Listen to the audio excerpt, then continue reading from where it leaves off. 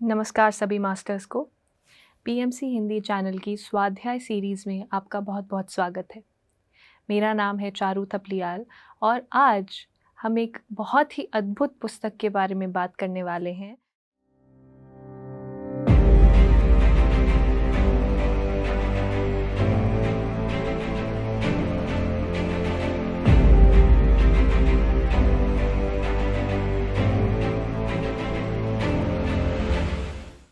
दोस्तों, कर्म सिद्धांत एक बहुत ही महत्वपूर्ण सिद्धांत है आध्यात्मिकता का, जिसके बारे में हमने बहुत सुना है, लेकिन उसका विश्लेषण इस तरह से आज तक कभी नहीं हुआ है जिस तरह से हम इस किताब में देखेंगे।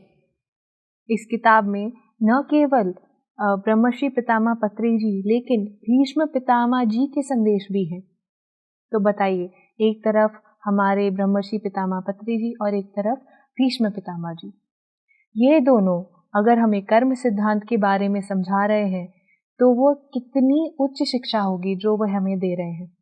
और इतनी सरल भाषा में, इतनी निर्मल भाषा में उन्होंने हमें इन विषयों के बारे में बताया है कि यह ज्ञान हर किसी को आसानी से अपनी आत्मा तक पहुंचाने में कोई दिक्कत नहीं होगी।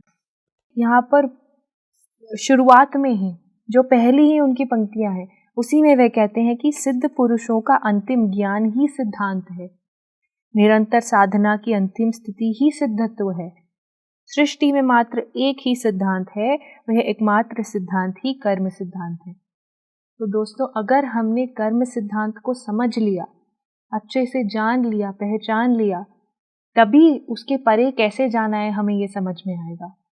और जिस क्षण हमें यह समझ में आ जाएगा कि कर्म सिद्धांत के परे कैसे जाना है, तो हम जो सृष्टि है, जो प्रकृति है, प्रकृति के अनुकूल व्यवहार करेंगे और उस तरह से हम जीना शुरू कर देंगे और मुक्ति मार्ग पर जो है हम चलने लगेंगे। इसीलिए कर्म सिद्धांत को समझना अत्यंत जरूरी है, क्योंकि कर्म सिद्धांत को न समझने का नतीजा ही है पुनरपि जननम पुनरपि मननम, कि बार बार हम जन्म लेते हैं और बार बार हम जो है मृत्यु को पाते हैं। क्योंकि जो बीच का जो हम जीवन जीते हैं, बीच में जितने भी वर्ष हम जिंदा होते हैं, हम कर्म सिद्धांत को नहीं समझ पाते। हम दूसरों के प्रति हिंसा का भाव रखते हैं, हम दूसरों के प्रति घृणा का भाव रखते हैं, हम दूसरों से अच्छे से व्यवहार नहीं करते, धोखाधड़ी करते हैं, दूसरों को परेशान करते हैं, उनके काम में बाधाएं डालते हैं, उनकी तरफ नकारात्मक विचार रखते हैं। तो ये सारी चीजें जोड़ करके जैसे बूंद बूंद से सागर बनता है, वैसे ही बूंद बूंद से हर एक कर्म, और न सिर्फ एक कर्म, हर एक विचार भी कर्म सिद्धांत के अंतर्गत आते हैं। तो ये सारे कर्म और विचार जब मिल करके हमारा घड़ा बढ़ जाता है तो हमें इन्हें चुकाना ही पड़ता है, और वह चुकाने के लिए भी हमें धरती पर ही वापस आना पड़ता है। तो दोस्तों, इसीलिए बहुत ज़रूरी है कि हम कर्म सिद्धांत को गहराई से समझें, क्योंकि जितना अच्छे से हम कर्म सिद्धांत को समझेंगे, उसके परे कैसे जाना है वह भी हमें उतनी ही सहजता से समझ में आएगा। तो हमारे कई सारे प्रश्न होते हैं कर्म सिद्धांत को लेकर के कि ये जो कर्म चक्र है, ये प्रारंभ कैसे हुआ, इसके अंतर्गत हम बंद कैसे गए, हम इसमें कैसे फंस गए, या अब भी कैसे फंस रहे हैं, इससे बाहर जाने का तरीका क्या है, इसके परे कैसे जा सकते हैं, क्या ये संभव है भी या नहीं, या सिर्फ कुछ आत्माओं के लिए संभव है। तो ऐसे कई प्रश्नों का उत्तर बहुत ही तकनीकी तरह से दिया है इस पुस्तक में। सबसे पहला तो जो प्रश्न है हमारा जो होता है कि कर्म चक्र का प्रारंभ कैसे हुआ, यही एक प्रश्न होता है जो हमें बार बार खाता है अंदर से। तो इस पर बताते हैं कि प्रारंभ में स्वच्छ रूप से विचार करने वाली आत्माएं रहती थी, जिनको फ्री विल जोन में रहने वाली सोल्स कहते हैं।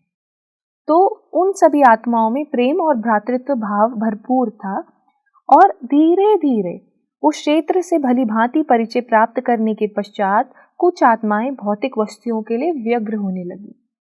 तो कुछ आत्माएं सुख एवं इच्छाओं के प्रभाव में आकर उन वस्तुओं को अपनाने का भाव उनमें उत्पन्न हुआ, और जैसे जैसे ये भाव बढ़ा तो इन आत्माओं को अपने कार्यों द्वारा देवत्व के कारण सुख भोग और विलासपूर्ण जीवन की आदत पड़ गई। उनके जीवन जीने की पद्धति एवं सुख भोगपूर्ण जीवन विधान को देखकर स्पर्धा शुरू हो गई। और प्रारंभ में तो ये उन्हें उचित लगा, लेकिन धीरे धीरे बात धोखाधड़ी और मारपीट तक पहुंच गई। तो जब चीजें ऐसे बिगड़ने लगी सृष्टि में, तब सृष्टिकर्ता ने इस सिद्धांत की रचना की, कर्म सिद्धांत। उन्होंने एक सिद्धांत तैयार किया, और ये कर्म सिद्धांत है क्या असल में? जो कोई भी प्रकृति के विरुद्ध जाकर व्यवहार करेंगे, वह सब इस नए सिद्धांत अर्थात कर्म सिद्धांत के बंदी हो जाएंगे। तो कर्म सिद्धांत के बंदी हम तब हो जाते हैं जब हम प्रकृति के विरुद्ध व्यवहार करते हैं मेरे दोस्तों। और इस कर्म चक्र को एक आकार देने के लिए क्या किया फिर सृष्टिकर्ता ने? आकाशिक रिकॉर्ड्स, जिन्हें हम कहते हैं आकाशिक विज्ञान कोश, उनकी रचना की, उनका प्रारंभ किया। तो हमारा किया गया हर कर्म, हमारे द्वारा सोचा गया हर विचार उस आकाशिक रिकॉर्ड में लिख लिया जाता है, रिकॉर्ड कर दिया जाता है। और यही है वो चित्रगुप्त का, जो कहते हैं गुप्त चित्र, जो देखा ना जाए, हाँ, अदृश्य चित्र। तो ये वही है जो आकाशिक रिकॉर्ड्स में हमारी हर एक भावना, विचार, सोच, कर्म सब वहां लिखे जाते हैं, क्योंकि बाद में हमें उसकी भरपाई करनी होती है। तो सारा रिकॉर्ड वहां लिखा जाता है। और जिन भी आत्माओं को कर्म चक्र के पार जाने की एक लालसा उत्पन्न होती है उनके जीवन में, तो वो कहीं ना कहीं जाकर के खुद को आकाशिक रिकॉर्ड के दर पर ही पाते हैं, क्योंकि उस रिकॉर्ड को देख करके ही, हमने जो पहले किया है उसे देख करके ही तो हमें समझ में आएगा कि कहाँ कहाँ त्रुटियां हुई हैं, कहाँ कहाँ हमने दूसरों के लिए परेशानियां इकट्ठी की हैं, कहाँ कहाँ अपने लिए स्वयं हमने कर्म बनाया है। और फिर उस सबको देख करके, उस सबसे आगे बढ़ने के लिए जो हमारे मार्गदर्शक हैं, हमारे गुरु हैं, वह हमारी सहायता करते हैं और एक उचित जीवन योजना बना करके आत्माएं दोबारा धरती पर जन्म लेती हैं। उन सभी अन्य आत्माओं की सहमति के साथ, जो उनके आसपास हैं, जो अन्य पात्र निभा रहे हैं उनके जीवन में, ये सभी आत्माएं अपने अपने कर्म ऋण चुकाने के लिए धरती पर जन्म लेती हैं। ये आकाशिक रिकॉर्ड्स उन सभी आत्माओं के लिए उपलब्ध हैं जो अपना कर्म ऋण चुकाने के लिए तत्पर हो गई हैं। तो ऐसा नहीं है कि एक स्थिति पर, एक स्तर पर आने के बाद ही ये आपको उपलब्ध होंगे, लेकिन ये स्तर बस इतना है कि आपको अपना कर्म ऋण चुकाने के लिए तत्पर हो जाना चाहिए। बस यही एलिजिबिलिटी है यहाँ पर। तो अगर ये तैयार है तो आप आकाशिक रिकॉर्ड्स को देख सकते हैं। तो होता क्या है दोस्तों कि पृथ्वी लोक छोड़ने के बाद क्या होता है कि हम जाते हैं इच्छा लोक में, जो यहाँ से ऊपर का एक लोक होता है इच्छा लोक।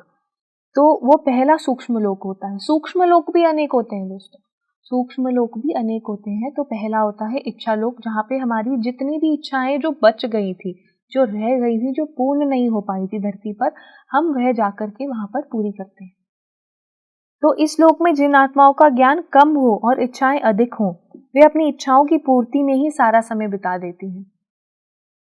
उन्हें लगता है, जैसे अभी ध्यान में आने से पहले हमें लगता था कि जो दिख रहा है भौतिक संसार उतना ही है, उसके परे कुछ नहीं है।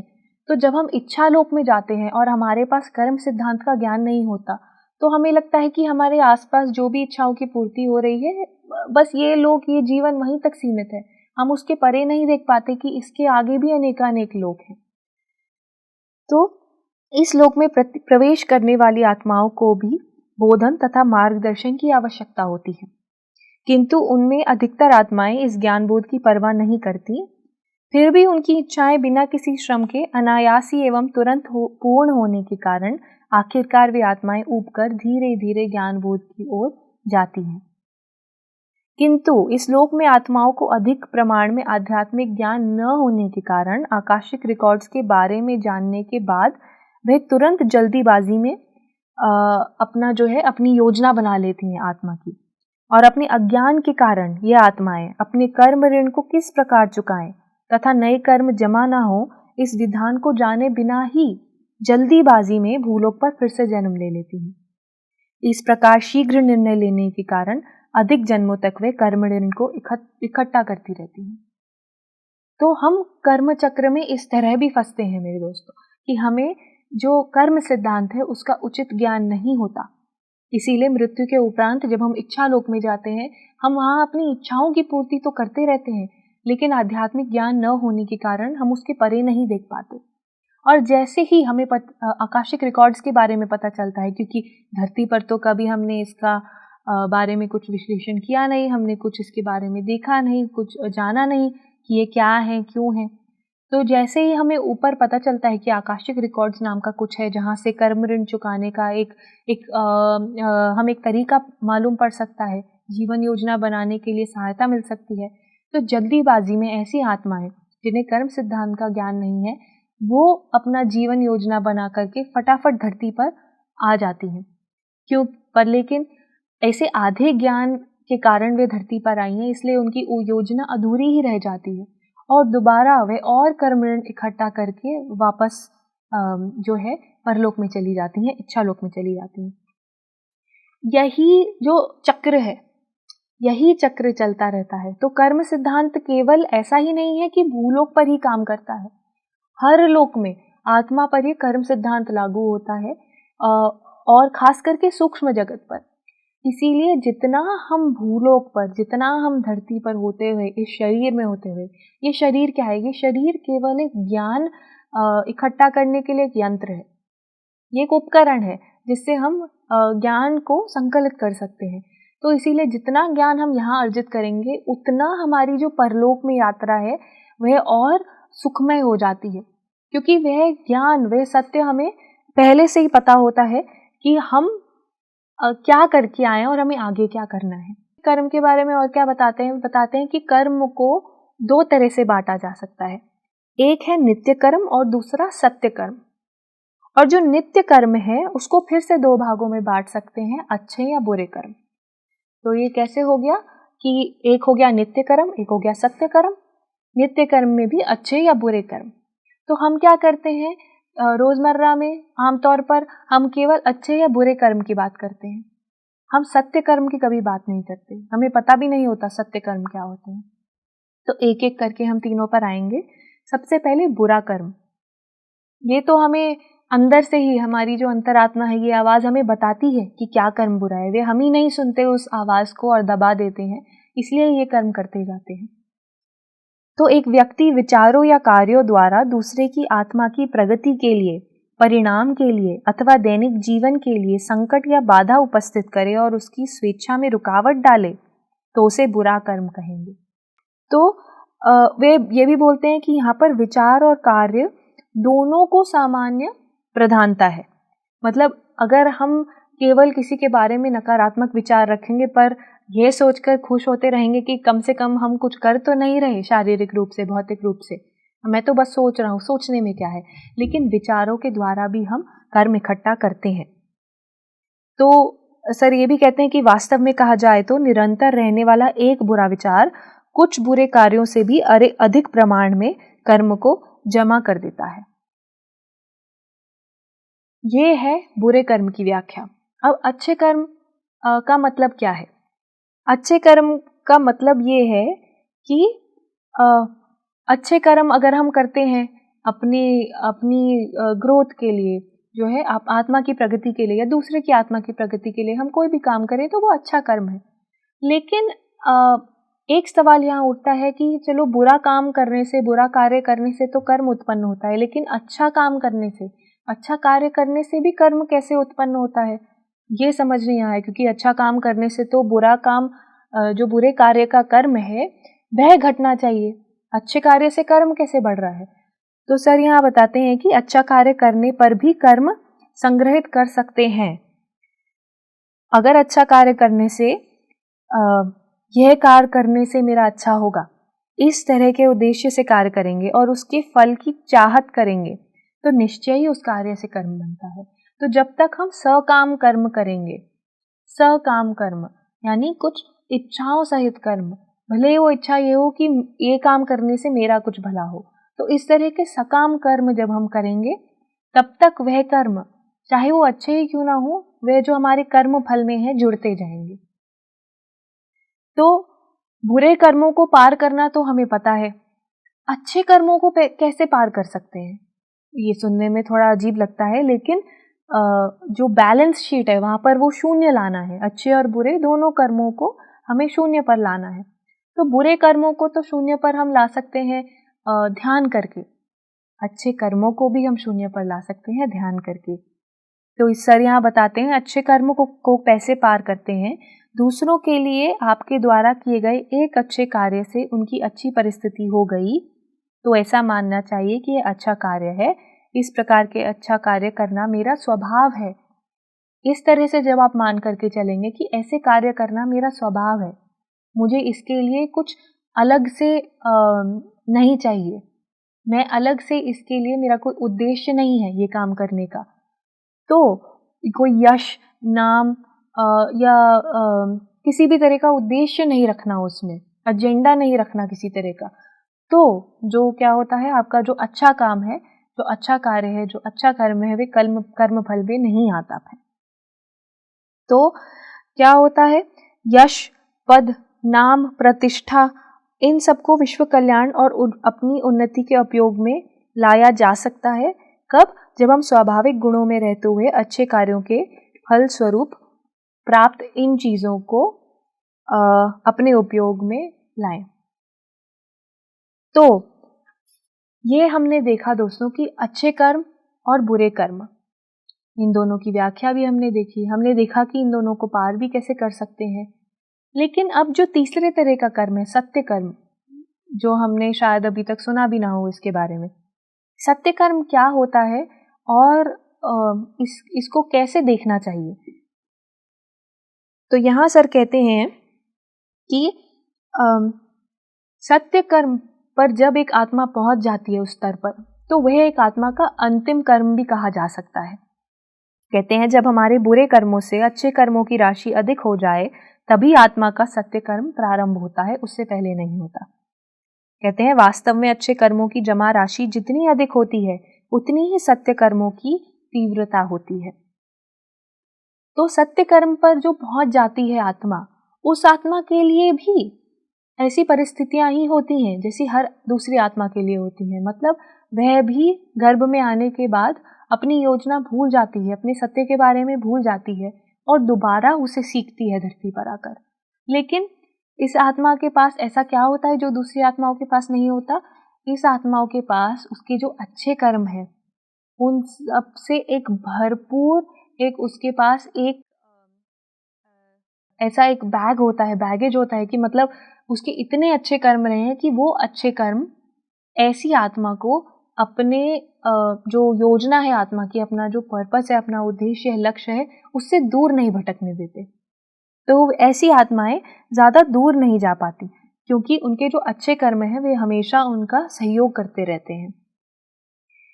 तो ऐसी आत्माएं कि इस समाज से मेरा क्या संबंध है, सिर्फ ये ना सोचते हुए इस पूरे विश्व से मेरा क्या संबंध है, इस तरह से सोचने लगती हैं, इस तरह से जीवन यापन करने लगती हैं। और ऐसी आत्माएं जो होती हैं वे सत्य कर्म के स्तर पर होती हैं। तो पत्री जी इसीलिए बार बार इस बात पर ध्यान देते हैं और हमें बताते हैं कि आपने कितना विज्ञान प्राप्त किया है जानने के लिए आपको ज्ञान की आवश्यकता है। जब तक ज्ञान रूपी कवच आपके साथ नहीं होगा तब तक विज्ञान द्वारा धोखा खाने की अधिक संभावना है। हर एक आत्मा को खुद के अंधविश्वास और पुरानी मान्यताओं से खुद ही निकलना होगा। तो जैसा पत्री जी कहते हैं कि अपने लिए ध्यान हमें स्वयं ही करना है, अपनी साधना हमें स्वयं ही करनी है, इसी प्रकार हमारी जो भी गलत अवधारणाएं हैं उन सब से निकलने के लिए, उस अज्ञान से निकलने के लिए भी हमें स्वयं ही प्रयत्न करना है। अलग अलग तरह से बताते हैं कि ये 3 प्रकार के कर्म हैं जो हमें कर्म चक्र में बांधते हैं और वे हमें बताते हैं कि कैसे, उदाहरणों के माध्यम से वह हमें बताते हैं, अलग अलग परिस्थितियों के माध्यम से इस किताब में बताते हैं कि हम उस कर्म चक्र में कैसे फंस रहे हैं और उससे कैसे निकला जा सकता है। उदाहरण रूप में हमें बताते हैं कि अगर दाम्पत्य में लड़ाई बहुत ज़्यादा होती है तो इसका क्या कारण हो सकता है, या फिर अगर किसी के शिशु नहीं हो रहे हैं तो उसका क्या कारण हो सकता है, या फिर अगर क्या कहते हैं, आपके साथ कुछ धोखाधड़ी हुई है मित्रता में, तो उसका क्या कारण हो सकता है। या फिर अगर किसी की हत्या हो जाती है, भले ही वो बहुत अच्छा आदमी रहा हो अपने पूरे जीवन में, लेकिन उसकी हत्या हो गई, तो उसका क्या कारण रहता है। यदि किसी स्त्री का अपमान हो गया है तो उसका क्या कारण हो सकता है। या फिर अगर किसी पुरुष को किसी गलत आरोप के द्वारा जेल में बंद कर दिया जाए तो उसका क्या कारण हो सकता है। तो ऐसी कई घटनाएं हमारे जीवन में होती है जहां हम सोचने पर मजबूर हो जाते हैं कि हम तो अच्छे इंसान हैं, फिर भी हमारे साथ ऐसा क्यों हो रहा है। तो जब भी ऐसा हमें सोचना, ऐसा विचार आए जीवन में, ऐसे सोचने पर हम मजबूर हो जाएं, इसका मतलब उसका जवाब हमारे कर्म चक्र में है। तो हमें उस समय आकाशिक रिकॉर्ड्स में जा करके अपने जो हमारे कर्म का उसमें पूरा लेखन है उसको देख करके फिर समझ में आएगा कि हमने पिछले जन्मों में ऐसा क्या किया था जिसका एक फल स्वरूप ये परिस्थिति आज हमारे आगे है। और ये समझने के बाद आगे कैसे बर्ताव करना है कि आप इस परिस्थिति को तो एक शून्य स्थिति में ले आएं और आगे कर्म ना एकत्रित करें। तो ऐसे कई मैंने तो सिर्फ उदाहरण यहाँ पर गिनती कर दी है एक, लेकिन हर उदाहरण को अच्छे से समझा करके, अलग अलग दृष्टिकोण से देख करके, अलग अलग तरह से बताया है कि आपके जीवन में जो हो रहा है वह क्यों हो रहा है और उसका कारण आपके कैसे हो सकता है। किसी पुराने जन्म में आत्माएं एक दूसरे के साथ कर्म चक्र में किस तरह से योजना बना करके आती हैं, किस तरह से अपने कर्म ऋण को चुकाने के लिए आती हैं, वह सब उन्होंने यहाँ पर बताया है। तो वे यही कहते हैं कि अगर हमें किसी भी चीज से परे जाना है, अगर हमें किसी भी कक्षा से ऊपर की कक्षा में जाना है तो पिछली कक्षा का थोड़ा बहुत ज्ञान तो हमें होना चाहिए ना। इसीलिए जिस भी चीज से परे जाना है हमें उस चीज का थोड़ा बहुत ज्ञान तो होना चाहिए। और धरती पर हम जब तक हैं, हम इस भौतिक शरीर में जब तक हैं, जो भी ज्ञान हम अभी अर्जित करते हैं उसका संपर्क सीधे हमारी पूर्णात्मा से होता है। सूक्ष्म जगत पर या किसी भी और स्तर पर, ऊर्ध्व लोकों में हम जो ज्ञान इकट्ठा करते हैं उससे कहीं ज्यादा ऊर्जा हमारे पास होती है जब हम भौतिक शरीर में होते हैं, क्योंकि वह ज्ञान जो अभी हम इकट्ठा कर रहे हैं वह सीधे हमारी पूर्णात्मा तक जाता है। तो इसीलिए धरती का जो ये स्कूल है, भौतिक शरीर जो है, ये इतनी एक बहुत ही हमारी आत्मा ने जो सृष्टि की है, ये बहुत ही सुंदर संयोग है कि हम यहाँ पर हैं और ये जो परिस्थिति है यहाँ पर होने की, इसका हमें 100% जो है लाभ उठाना चाहिए। तो सर यही बताते हैं इस पूरी किताब में कि कैसे हम कर्म चक्र से निकल सकते हैं। खासकर जो भीष्म पितामह हैं वह कर्म बंधनों से बाहर आने के 10 जो हैं मार्ग भी बताते हैं। जैसे कि एक मार्ग है सहज और सामान्य जीवन जिए, दूसरा है सदैव दूसरों से प्रेम करते हुए उनके प्रति श्रद्धा दिखाएं, तीसरा है अपने मन का मालिक स्वयं बनिए, चौथा है सत्य रूपी विज्ञान का अभ्यास करने से आप ज्ञान की ओर अग्रसर होंगे, पांचवा है आप अपनी शक्ति को पहचान कर उसके द्वारा अनंत रूप विज्ञान के बारे में जानने का प्रयास कीजिए, अपने मार्गदर्शन के लिए अपनी पूर्णात्मा से संयोग पाने का प्रयत्न करें, छठा इच्छाओं का विसर्जन कीजिए, सातवां अपने जीवन में आने वाली हर घटना, हर परिस्थिति को संतुलित मन से स्वीकार करके हर एक परिवर्तन आपके अभ्यास के लिए ही है यह जानिए और समझिए, आठवां धैर्य के साथ निश्चय भाव से निरंतर श्रम करते हुए सत्य शोधन में कार्यरत रहें, नवा दूसरों के अज्ञान को दूर करने का प्रयत्न कीजिए और 10वां अविश्वास का कभी भी प्रचार मत करिए। तो दोस्तों, कर्म चक्र का इतना आधुनिक और तकनीकी विश्लेषण दिया है इस पुस्तक में कि ये एक गाइड बुक, एक मैनुअल हो सकती है। आप इस पुस्तक को जितनी बार पढ़ेंगे उतनी बार नई नई चीजें आपके सामने आएंगी और जीवन यापन करने का एक जो तरीका है, जीवन जीने का जो एक सच्चा तरीका है, सत्य तरीका है, आध्यात्मिक तरीका है, वह आपको समझ में आएगा। हम आपके साथ दोबारा जुड़ेंगे। आप PMC हिंदी के साथ ऐसे ही बने रहिए। हम आपसे मिलेंगे एक दूसरे एपिसोड में एक नई किताब के साथ। धन्यवाद।